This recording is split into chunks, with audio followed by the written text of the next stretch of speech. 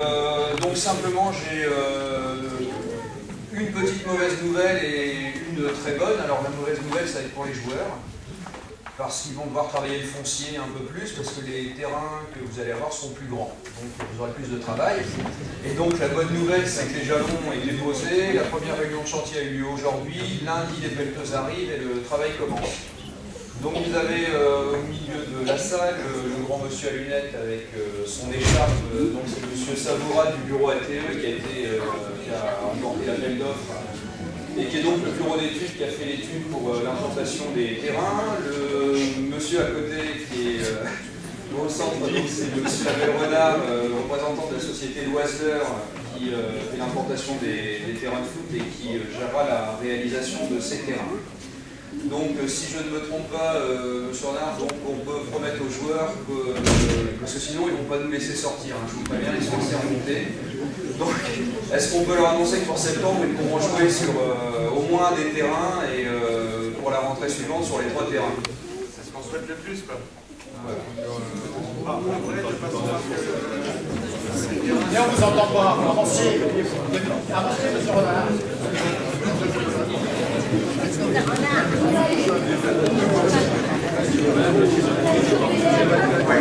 Alors, nous on va donner les premiers coups de pelle à partir de lundi et on va tout œuvrer pour pouvoir engazonner votre terrain au plus tôt, j'espère au printemps, de façon à ce que dès l'automne prochain, au moins sur une partie des plateformes, vous puissiez commencer au moins à taper des balles et à vous organiser.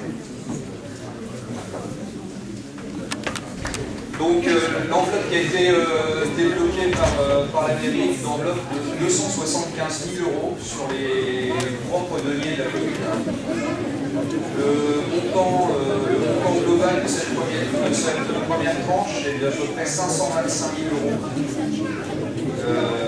Donc il sera sorti en fonds propres et le montant total du projet, subvention comprise, si en fonction des subventions que l'on arrive à obtenir, donc sera de 2 millions d'euros. Autant vous dire que 2 millions d'euros c'est un chiffre hypothétique qu'on espère obtenir en fonction des subventions. La chasse est ouverte. Quand M. Savoura aura terminé les dossiers de subvention, je ferai vraisemblablement appel à toutes les bonnes volontés du club et à toutes les relations des uns et des autres pour pouvoir obtenir le maximum de ces subventions. Voilà, donc je vais repasser la parole au président, je vous remercie, et puis la balle est dans votre camp, c'est le cas de le dire. Merci, monsieur Corel. Merci bien. Donc, soyons heureux de cette initiative enfin aboutie de l'investissement de terrains de football sur notre structure sportive et qui sera, monsieur Corel, complété avec la salle de l'agglomération, qui va venir aussi s'implanter dans quelques mois face à nos vestiaires. Donc on va être certainement à la Salonne gâtés. Ça veut dire que cette gâterie nous oblige à démontrer à la commune que nous sommes capables de faire encore mieux à travers ces jeunes pousses de footballeurs pour obtenir des résultats encore plus intéressants. Bon, on ne vous ennuie pas plus, les paroles sont dites. Je vous invite à la galette. Ah oui, j'ai aussi en fait, à la galette, on va pouvoir se restaurer, mais en même temps, on a à cette manifestation plusieurs sponsors. Donc je laisse le soin à Eric de vous donner des explications.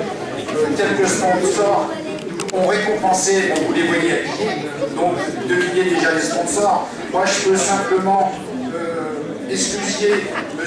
Roger Dumont qui n'est pas présent ce soir. Donc c'est la société Oxygène qui a fourni les maillots, les équipements. Donc, et je laisse à Eric le soin de vous expliquer les remises de ces vestimentaires.